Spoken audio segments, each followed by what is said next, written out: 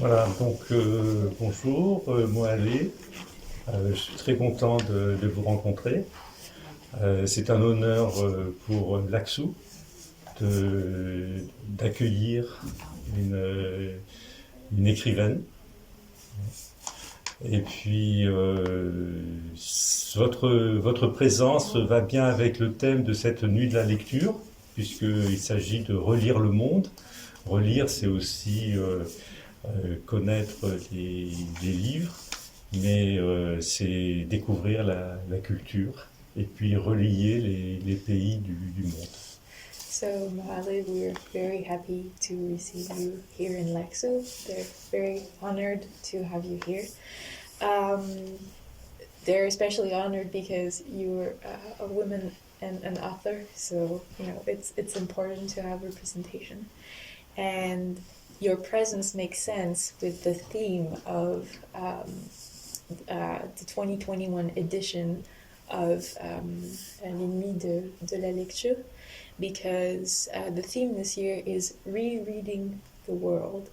So, there is knowing books, there's the whole part of rereading classics, but there is also a part of being introduced to new types of books, but also cultures. And so your presence here makes sense because we are going not only to discover your work as an author, but also have an introduction to your culture, which is South African culture. Mm-hmm. Thank you very much for having me. Like I said, I'm a library nerd, so anything that has to do with libraries, I'm on board. Donc Mohale disait qu'elle était vraiment ravie d'être ici et que elle se décrirait comme une nerd, comme une fan des bibliothèques, des bibliothèques publiques en particulier. Donc elle est vraiment, vraiment heureuse d'être là aujourd'hui. Est-ce que vous pouvez présenter votre travail? Vous avez écrit pour des enfants, mais aussi pour des adultes. Et je suis curieux de voir si pour vous il y a une différence au niveau de l'écriture. So, could you present quickly your work? You worked for children, but you also worked for adults. And so we would like to know if there is a difference between, the two types of audiences, writing for children and then writing for adults. Well, yes, I write for adults and I write for children, and I think the biggest difference is children can tell when you're lying to them. So I try to make all of my children's stories as honest as possible, and you can teach children really high-level things with a few words because I think as readers they're open and they can pick up, the meaning behind the words. So that's the difference. Whereas writing for adults, it's always like many metaphors and hoping that they'll pick up what you're putting down. But children are really good at that. So writing for children is easier for me and it's fun. Alors Moelle explique que quand elle écrit pour les enfants, elle s'est rendue compte que c'est impossible de leur mentir dans une histoire et qu'il faut être très très authentique dans la façon dont on écrit. Et donc pour elle, c'est beaucoup plus amusant d'écrire pour les enfants parce qu'elle est beaucoup plus directe dans son style d'écriture. Alors que quand elle écrit des romans pour adultes, c'est toujours utiliser des métaphores et vraiment on va dire des styles d'écriture un peu plus particuliers pour pouvoir faire passer un message au final. Et c'est très très différent et elle trouve que c'est très intéressant d'écrire pour les enfants de par cette authenticité dont elle a besoin de faire preuve avec ce type de lecteur. D'accord. Alors entre les enfants et puis les adultes, il y a un âge moyen, ce sont les adolescents. Oui. Et ça peut être aussi très intéressant parce qu'on peut avoir un contact direct avec les adolescents. Mm-hmm.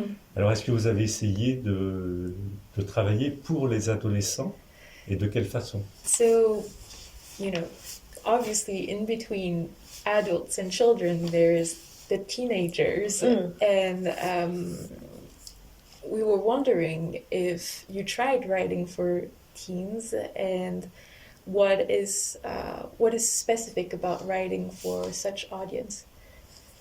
So right now I'm working on a TV series, an animated TV series that's for young adults. So this would be like adolescents, teenagers. And I find in that work specifically, we deal with a lot of emotions. A lot of coming of age. So we deal with questions of who am I, Uh-huh. and a lot of misunderstanding as well. I feel like teenagers and adolescents are very misunderstood. So the work that we do when we're writing for teenagers for TV it's very, very emotional, you know, and we try to make the characters as understood as possible. Alors, en ce moment, Mohale travaille sur un projet d'écriture pour une adaptation d'un livre pour une série pour adolescents. Et en fait, elle expliquait que la particularité vraiment d'un travail d'écriture destiné aux adolescents, c'est de rendre le tout très émotionnel finalement. C'est très très chargé en émotions. Et il faut aussi que il y a vraiment un niveau de compréhension particulier à cet âge-là, dans le sens où c'est vraiment un message qui est destiné pour une génération qui est vraiment détachée des problèmes du monde des adultes, mais aussi très très détachée de celui des enfants. Donc vraiment, c'est un travail très très particulier et très riche en émotions. D'accord. Alors, je sais que vous êtes native de Sud-Afrique, vous êtes sud-africaine, vous êtes native de Soweto, et bon, forcément, ça nous interpelle, ça nous fait réfléchir. Les gens de ma génération ont connu ce qui s'est passé en Afrique du Sud, notamment avec Nelson Mandela, avec heureusement la liberté qu'il a apportée à l'Afrique du Sud. Est-ce que dans votre travail, cette dimension politique, même à un niveau très simple, ressurgit quelquefois notamment sur l'appel à la liberté, à l'égalité entre les hommes? So, you were born in South Africa and in Soweto in particular, and we cannot overlook the political dimension that it takes in South Africa. And we are all marked by personas like Nelson Mandela, who brought a lot to South Africa, especially on the question of liberty. And so we were wondering if the question of if even in a very subtle way, there are references to the political context in your work, and also if you reflect on this notion of liberty and equality between humans, basically. I think it would be difficult to write a story set in South Africa without somehow referencing how the landscape has been changed by apartheid and how it has dictated how certain people's lives will carry on for years and years and years. So I don't know if I reference apartheid strictly, but in talking about the circumstances that people find themselves in, you can definitely see that this is almost a hangover of apartheid, because apartheid still affects all of our lives. When I was born in 1983, so I remember living in apartheid and then suddenly, being free or whatever. So that is a theme that you can't write a South African story and not have that somehow in the story. Okay. Donc, Mohale expliquait que justement, on peut pas forcément dire qu'il y ait de références directes à l'apartheid ou au contexte politique dans ses écrits, mais en tant que sud-africaine, elle est forcément influencée par les événements politiques et les anciens régimes politiques. Et c'est intéressant parce que du coup, elle expliquait que même si aujourd'hui on ne peut plus parler d'apartheid, tout le monde reste impacté par ce contexte-là. Et elle est née en 1983, donc elle est née en connaissant l'apartheid, puis elle a grandi en voyant la fin de l'apartheid. Du coup, même s'il n'y a pas de référence directe spécifique dans son travail, elle produit un travail dans un contexte quand même politisé et avec un regard quand même impacté par le contexte politique sud-africain. D'accord. Alors la question que je voulais aussi poser, c'est par rapport à votre travail d'écriture. C'est-à-dire, c'est une question que beaucoup d'adolescents ou de jeunes se posent. C'est comment est-ce qu'on commence à écrire et dans quelles conditions est-ce qu'on écrit? Ah, je pensais à Virginia Woolf qui parlait de la possibilité d'écrire à son époque d'une manière indépendante et d'être capable de travailler dans une chambre individuelle sans se préoccuper de son mari, etc. Donc, dans quelles conditions est-ce qu'elle arrive à travailler? Et est-ce que pour elle c'est simple ou est-ce il faut des conditions particulières? So we were wondering, a lot of children and teenagers ask themselves, how does one become a writer? What does it take to become a writer? And then, more specifically, what is the process of writing? What does it take to write? And also, we were in the same way as Virginia Woolf was describing the conditions in which she was, able to write. She needed her independence and In needed the room of her own. in a room of her own. Yes. And so, what are your conditions? What in which environment do you want to be surrounded? Do you want to be surrounded by when you start writing a book, or a story, or a comic book? Yeah. And how does it impact your writing? Okay, so young people ask me all the time, how do I become a writer? And they don't like the answer because I say first you have to be a reader. You can't be a writer and not a reader. So the way to become a writer is firstly to read. Yes. And read all kinds of books. Read books from everywhere in the world. Just immerse yourself in reading, because by reading you're also finding your voice as a writer. And the process of writing, I would say, is you write and you rewrite and you write and you rewrite and you rewrite, and then at some point your editor or somebody will say, okay, that's enough. You've written or you've edited enough.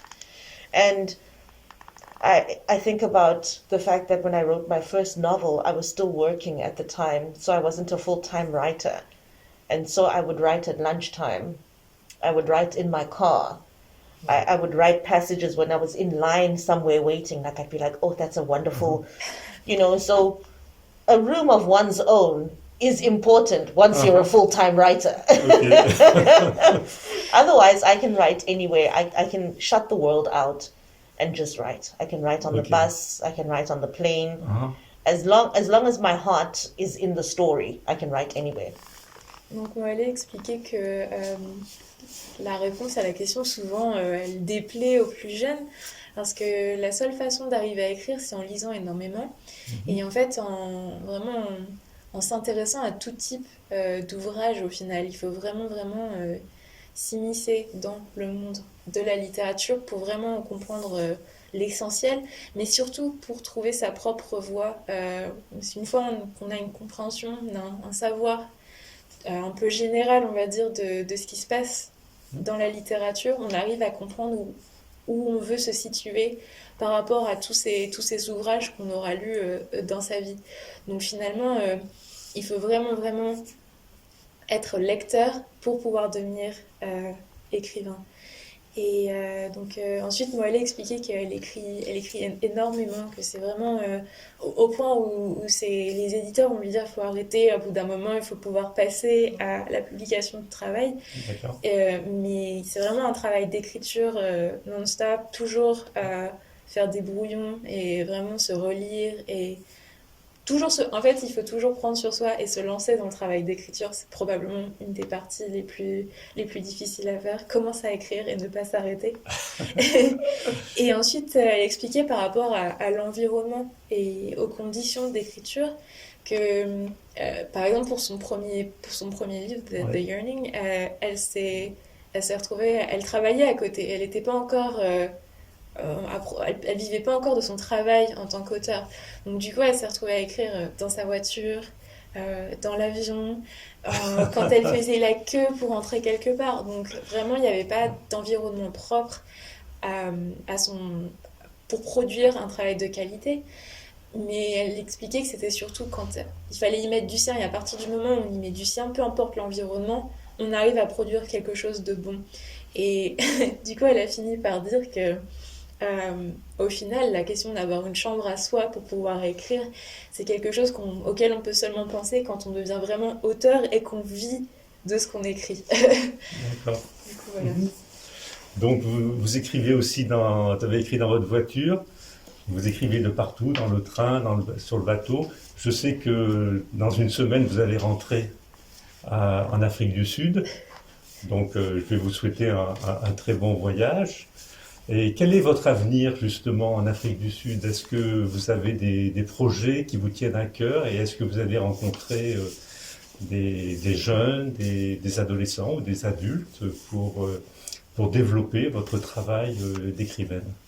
So you write in the car, in the train, but also in the plane. And talking about plane, you're flying back to South Africa next week. And we were wondering, what are your future projects once you get back to South Africa? Are you going to be working with other, children, teenagers, adults, and how are you gonna work with them? Like, what is the product, the outcome of such collaboration? Wow, so I am going home, and it's summertime at home, so I'm gonna get some color, because I'm pale right now. So I'm gonna get some color from the sun. But when I get back home, I'm finishing off a Lulu series. So I've just started working on a Lulu series. Yes. So Lulu's going to become a character with her own series of books for children. I'm going to finish off a project that I started here in Lorraine, which is a graphic novel, so a longer comic book. And I'm also finishing off my novel, so lots of work to be done. Ok. Yeah. Ok. Oui. Bah, Non, juste, mais je laisserai dire. Donc, à son retour en Afrique du Sud, Mohale elle va vraiment se concentrer sur 3 projets en particulier. Donc, il y avait un projet de BD, on va dire, qu'elle avait entamé ici. Ouais. Donc, un peu plus long, finalement, qu'un comic book. Ensuite, Where's Lulu va devenir une série. Donc de livres, elle va pouvoir développer, on va dire, la vie de Lulu, le personnage principal. Donc à partir de là, vraiment, ça va évoluer, ça va être intéressant, ça va prendre un nouveau tournant.